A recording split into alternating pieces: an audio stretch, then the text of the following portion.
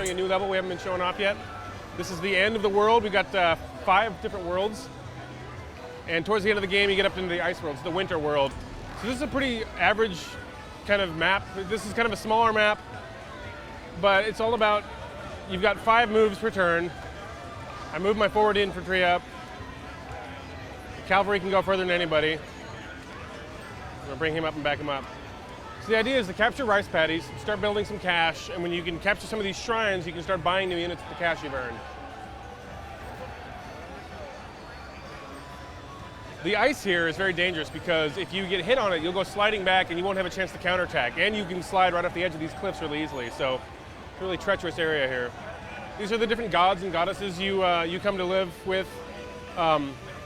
Each season has a different, basically, protective kami-sama, a god that they can help, they can hinder. They basically work for the monks that come with each season here. So at the end of the game here, there's a special monk shrine that you can use to summon any of the monks that you've learned so far. So you can see, for a strategy game, it moves at a pretty quick clip. We tried to really blend as much arcade influence as we could. We got the kind of the quick-paced menus. You've only got 5 guys per turn. There's no grid. You're really not spending any time in any sub-menus or anything like that. There's a little bit of story stuff bouncing back and forth here, but it generally pops back into the game pretty quickly. We want to keep it moving along at a pretty quick clip. So he hit me and I knocked him back. If he'd knocked me straight back, I wouldn't have been able to counterattack, but I did bounce into that wall and kind of stop myself, so. So this game, there's not that many units. Each unit is more important per unit. So you really want to focus on not taking any counterattack damage.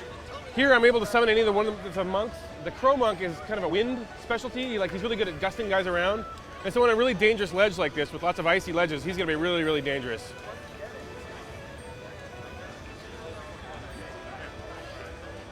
So I'm going to use this archer and attack this guy where he won't counterattack me. Keep him safe, and have him go in for the kill.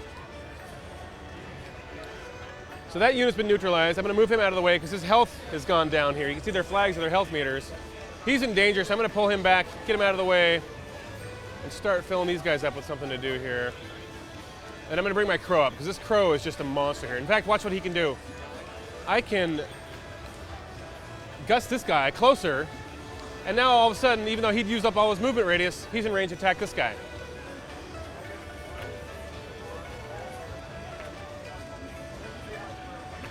So he's summoned a Fox Monk. This is the Healer Monk. He's really good at protecting and buffing and healing.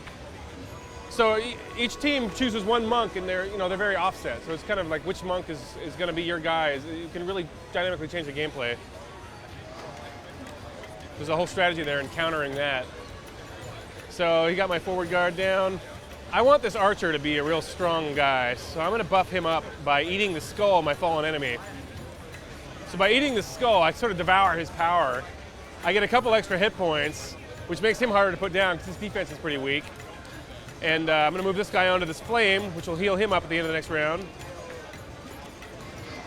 I don't think I have any targets here. But again, I can gust him in closer.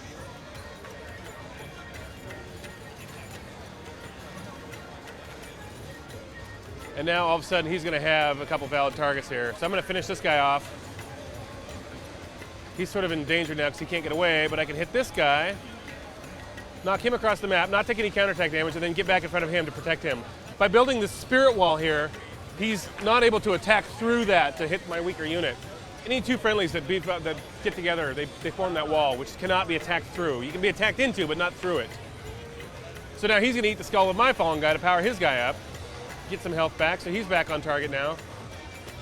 So he brought the spirit, the cherry tree in. She comes in and heals, gives you a kiss, and gets you all better. Then I'm going to knock him into these thorns, actually, where he'll take more damage, and then finish him off with this guy. So with every round that you've owned a rice paddy, you're going to get another 25 rice, which will go towards buying a new unit. And the rice can also be used as currency for your higher level magic spells that you'll earn. Every monk, every skull he eats, he gains another magic spell. You can't eat your own skulls.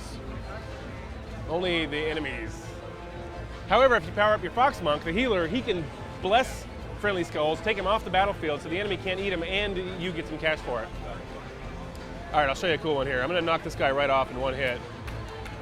I'm gonna call down Fujin, the god of wind. You gust him right off that cliff. Instant kill. And then I'm gonna have him come and eat this neutral skull that the other guy dropped after he'd eaten the skull. So anybody can eat a neutral skull once it's sort of been recycled out of its helmet. And I'm gonna bring my general onto the field now. So if he dies, it's game over, but he is very powerful and he has 2 attacks per turn. So he can really quickly turn the tides as long as I use him properly and really spend a lot of effort in protecting him. I'll bring in the Salamander. So the Salamander is a really good ranged unit. He has a huge range. He has a really bad defense, but he's got a really big range. So he drinks his special potion, throws a big fireball out. If I keep eating skulls, now I've transformed into my demon form, which gives me another action per turn. So all of a sudden I've got 2. I can choose to attack and take out one of these guys, or eat another skull and keep healing up. But seeing as how these guys are finally getting some damage on their own, I'm gonna start just kind of popping them and taking them out of the game. But you'll see, they'll start really focusing on him. I'm gonna have to get in there and get heavy pretty quickly here. Luckily, I've got my my demon here. I'm gonna start taking out some of these weaker guys. Actually, instead of finishing him off, I'm gonna have another skull. I want this guy alive because he's really powerful, so I'm gonna focus on healing him up. And then with my general, I'm gonna start taking off these stragglers. Let's see. He's down, that's good. Finish him off. Okay, all of a sudden, that was a really good round. That really turned the tide of the battle. In fact, oh, he's got 1 unit left over there, I didn't see, okay. That would have been a sweet end.